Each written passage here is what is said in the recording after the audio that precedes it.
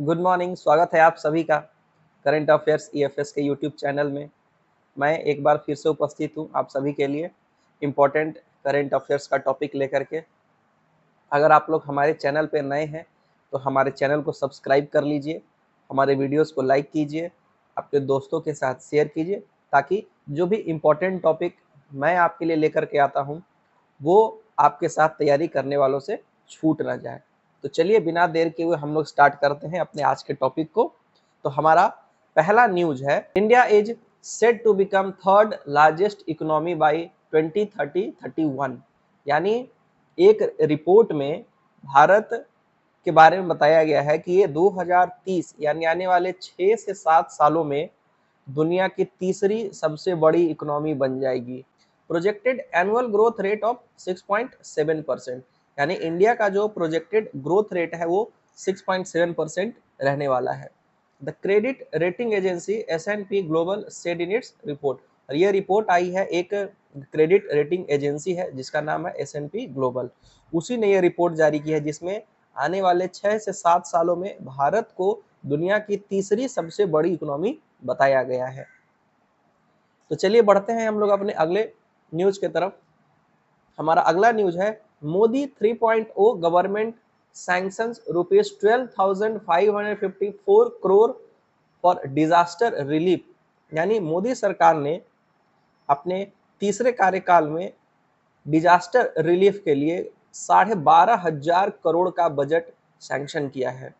इस 12,500 करोड़ के सैंक्शन जो भी बजट डिसाइड किया गया है उसमें क्या क्या चीजें होंगी, तो ट्रेनिंग ऑफ वॉलंटियर्स, जो भी वॉलंटियर्स हैं जो कि लोगों को जागरूक करते हैं उनको ट्रेंड किया जाएगा। फ्लड से टैकल करने में, ग्लेशियर लेक आउटब्रस्ट उसको टैकल करने में, फायर सर्विसेज के लिए, यानी जितनी भी आपदाएं हमारे अलग अलग स्टेट्स में आती हैं जिस तरीके की, उनसे टैकल करने के लिए एक 12,500 करोड़ का बजट डिसाइड किया गया है। तो चलिए बढ़ते हैं हम लोग अपने अगले न्यूज की तरफ। हमारा अगला न्यूज है, after moon and Mars India sites science goals on Venus. यानी कि मंगल ग्रह पे अपने सैटेलाइट भेजने के बाद, चंद्रमा पे अपना चंद्रयान भेजने के बाद, अब जो है इंडिया वीनस पे यानी शुक्र ग्रह पे अपना एक सैटेलाइट भेजने की तैयारी कर रहा है। अब इस सैटेलाइट भेजने का पर्पस क्या है, तो the study of the underlying causes of transformation of Venus. यानी कि उसमें ये स्टडी किया जाएगा, ये रिसर्च किया जाएगा कि वीनस में इस तरीके का ट्रांसफॉर्मेशन कैसे आया, which is believed to be once habitable and quite similar to अर्थ। यानी एक समय जो वीनस था वो हैबिटेबल था, लेकिन उसमें ऐसे चेंजेस किस प्रकार आ गए, इस पे स्टडी करेगा हमारा जो भी इसरो है।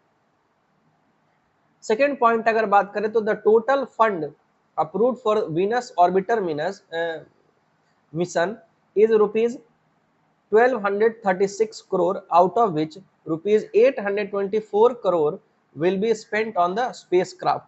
यानी कि इसके लिए टोटल 1,236 करोड़ का बजट डिसाइड किया गया है, और उसमें से 824 करोड़ का जो बजट है वो स्पेस क्राफ्ट पे खर्च होने वाला है।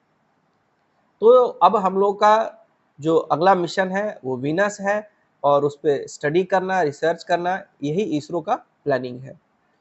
तो चलिए बढ़ते हैं हम लोग अपने अगले न्यूज की तरफ। हमारा अगला न्यूज है, India's own space station for scientific research to be establish with the launch of its first module in 2028। यानी कि भारत अपना पहला स्पेस स्टेशन बनाने जा रहा है।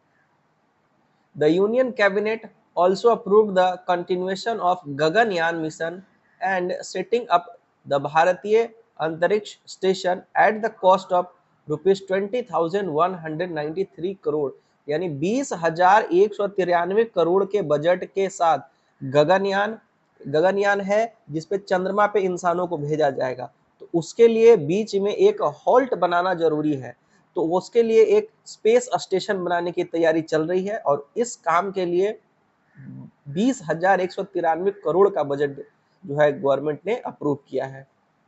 ISRO is working to set up Bharatiya Antariksh Station, India's own station. The station will be assembled in phase manner and ISRO aims to establish it by 2035. 2035 तक जो इसरो है वो वहां पे स्पेस स्टेशन बनाने की तैयारी कर रहा है, यानी आने वाले 10 साल में स्पेस स्टेशन बनके तैयार हो जाएगा। तो चलिए बढ़ते हैं हम लोग अपने अगले न्यूज की तरफ। हमारा अगला न्यूज भी स्पेस से जुड़ा हुआ ही है।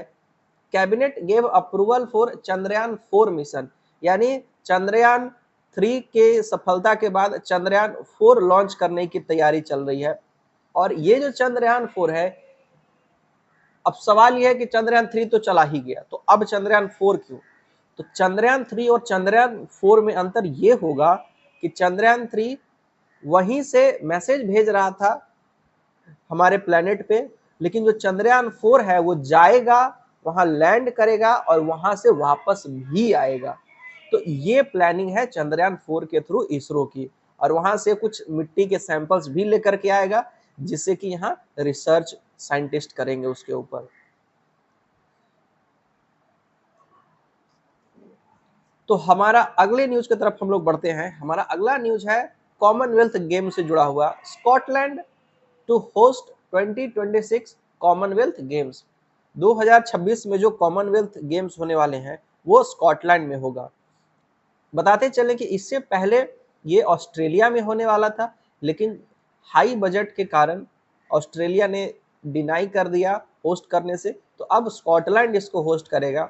पिछले साल जो कॉमनवेल्थ गेम्स थे वो बर्मिंघम यानी इंग्लैंड में हुए थे 2022 में, 2026 का स्कॉटलैंड में होगा। कॉमनवेल्थ क्या है? तो कॉमनवेल्थ एक बहुत बड़ा ग्रुप है कंट्रीज का, जिसमें 72 मेंबर्स हैं और हर देश से खिलाड़ी आते हैं। और ये यहाँ पे आकर के जिस तरीके से ओलंपिक होता है उस तरीके से कॉमनवेल्थ गेम्स होते हैं।